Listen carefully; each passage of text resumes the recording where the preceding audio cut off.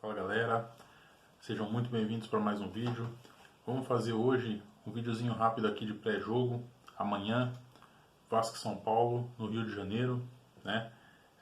O São Paulo aí com uma grande vantagem, né, de 2-0, não diria grande, mas uma razoável vantagem de 2-0, né? Feita no primeiro jogo, no Morumbi, que amanhã leva essa vantagem aí que eu acho determinante, né? O fator determinante de não ter tomado gol em casa e ter feito 2 gols, né, obriga o Vasco a sair para o jogo. Vamos falar disso, né, um pouquinho da escalação, um pouquinho de como o time vai vir, um pouquinho do que a gente imagina que o Crespo vai vir, porque a gente não tem tanta certeza de como ele vai jogar, ele sempre surpreende a gente de alguma forma, né. Antes da gente falar do jogo, eu queria falar de um assunto que ainda está gerando polêmica, né, que é não só polêmica, né, mas revolta, né, acho que é a palavra, que é a arbitragem, né, do jogo contra o Palmeiras, o jogo de sábado, né, e foi uma arbitragem desastrosa, todo mundo sabe disso, né, a gente ficou revoltado, a gente ainda está revoltado, né, porque no fundo a gente sabe que nada acontece, se eles forem punidos eles vão pegar aí talvez 2, 3 jogos de suspensão, vão fazer aí uma reciclagenzinha ou vão voltar a apitar, né. O que eu li, o que eu consegui apurar um pouquinho assim por cima, é que o STJ dele está preparando uma denúncia contra o Rigoni, o Luciano, o Belmonte e também o Fernando Bracali, né? Que xingaram, né? Supostamente xingaram o Luiz Flávio de Oliveira durante a partida, né? Aliás, quem não xingou, né? Quem estava no estádio, quem é São Paulino, com certeza, quem estava envolvido ali com o jogo, com certeza xingou, né? A gente que estava aqui torcendo xingou. Então, quem estava lá no calor do jogo também vai ter xingado. Isso, claro, é o que ele relatou, né? É, a quantidade de jogos que um jogador, o Rigoni ou o Luciano, eles podem pegar no mínimo 4 jogos. A pena para esse tipo de ofensa, que eles chamam de ofensa contra o árbitro, né, chamar de ladrão, no mínimo 4 jogos. Então a gente torce, né, para que a parte jurídica do São Paulo, os advogados do São Paulo, eles possam recorrer disso, que eles possam, né, defender bem o São Paulo nisso e de repente usar até como argumento as próprias imagens do jogo, né, que provam que os lances foram anulados absurdamente, né, assim, então que eles possam defender bem o São Paulo, porque é um absurdo a gente ser garfado dentro de campo do jeito que a gente foi e ainda ter jogadores suspensos porque eles podem ser punidos por alguma coisa.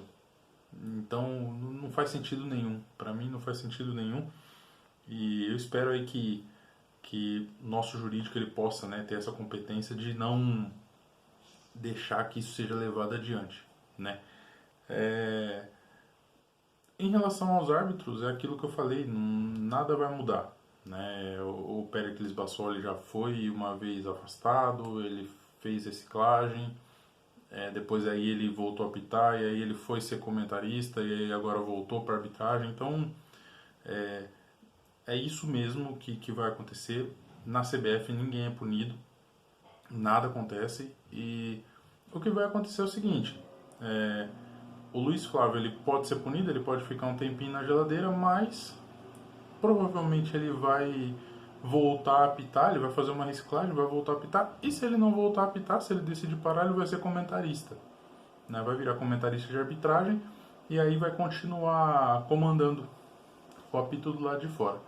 Né? Mas vamos falar um pouquinho do jogo, né? Vamos deixar a arbitragem de lado, vamos esperar o desenrolar aí dessa novela para esses próximos dias. Para o jogo contra o Vasco, nós não teremos Luciano ainda, porque Luciano sentiu um desconforto, né? Ele iria para o jogo com o Palmeiras, mas sentiu um desconforto antes. Esperamos, né, que já possa melhorar, que no final de semana ele possa voltar aí, nem que seja devagar, meio tempo, mas ir ganhando ritmo de novo, né? A novidade é que talvez a gente tenha o Luan de volta no time, então provavelmente a gente vai ter o Luan aí recuperado de contusão, aquela contusão que ninguém sabe o que ninguém explica, mas enfim, a gente espera ter o Luan também de volta. O provável time de amanhã contra o Vasco é Volpi, Orejuela, Miranda, Léo e o Wellington. Provavelmente ele entre no 4-4-2 ali, mais ou menos como ele entrou contra o Palmeiras. O Lisieiro e o Nestor no meio campo, o Benítez e o Sara, né, mais na frente, armando as jogadas, e o Pablo com o Rigoni, né, que foi a dupla que fez o primeiro jogo. Isso é o que se espera com base no que ele tem colocado nos últimos jogos, né? O time que eu entraria, por que eu entraria com um time mais alternativo, um pouquinho mais misto, vamos dizer assim? Porque eu acho que o São Paulo tem um jogo controlado. São Paulo não tem um placar muito apertado. Ele fez 2-0 no primeiro tempo, então no primeiro jogo. Então, eu acho que o jogo está controlado, a gente consegue ir com um time um pouquinho mais misto, né? É o Vasco, a gente sabe disso, todo respeito à camisa e à tradição do Vasco, mas a gente fez um placar bom. A gente tem um time alternativo que bate de frente contra o Vasco, né? A gente não tinha nossos principais jogadores contra o Palmeiras e ainda assim a gente bateu de frente com o Palmeiras, né? O time que eu entraria em campo seria o Volpi, o Orejuela. Eu entraria com Bruno Alves e Léo. Deixaria o Miranda no banco caso a gente começasse a ter muita dificuldade e sofresse um pouco mais assim de pressão. Aí sim eu colocaria o Miranda, talvez no segundo tempo ali, no decorrer da partida. O Wellington na esquerda eu manteria do mesmo jeito.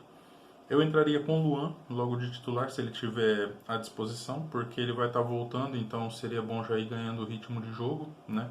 Nem que for meio tempo, coloca ele, para não forçar essa volta, né? Coloca ele, tira no segundo tempo e vai alternando assim. Eu entraria com o Nestor e não o Lisieiro, porque eu acho que o Lisieiro ele é um pouquinho... ele está num nível um pouquinho acima do Nestor, né? Então eu entraria com o Nestor e pouparia o Lisieiro. Eu entraria com Benítez, com Igor Gomes e o Gabriel Sara. Eu não entraria com Benítez. Eu entraria com Benítez só se de repente o Vasco fizesse 1-0 ali, começasse a pressionar, e aí eu colocaria, né, um Benítez para poder ter um pouquinho mais de criatividade ali no meio campo. Do contrário, eu entraria com o Igor Gomes e o Sara. O Igor Gomes a gente sabe, né, que é aquilo que a gente sempre comenta aqui, que não tem criatividade, mas que é o que a gente tem, né? Então eu entraria com ele. Manteria Pablo e Rigoni no ataque, porque o Vasco vem para cima, o Vasco vai vir querendo o jogo, o Vasco vai vir querendo fazer o resultado, né? Pelo menos aí fazer 2-0 para levar para os pênaltis. E esse contra-ataque com o Rigoni rápido ali, né? Ele pode ser bom para a gente matar o jogo.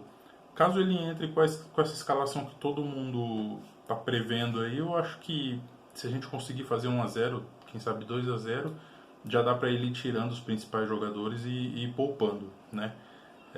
Mas a gente espera um jogo, não um jogo fácil, um jogo duro, porque o Vasco ele vem para ganhar, né? Ele vem para tentar fazer o resultado, vai jogar em casa, o Lisca vai arriscar tudo aí. Mas eu espero que seja um bom jogo. Galera, o vídeo de hoje foi esse. Amanhã a gente está de volta para fazer um pós-jogo aí, falar um pouquinho do que foi o jogo, falar das projeções que a gente tem aí para as quartas, né? Quem a gente pode enfrentar nas quartas, o grau de dificuldade e tudo mais, tá bom? Espero que você tenha gostado desse vídeo, se você acompanha até aqui.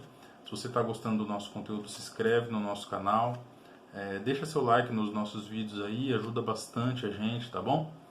Muito obrigado para você que assistiu até aqui. Fiquem com Deus. Valeu.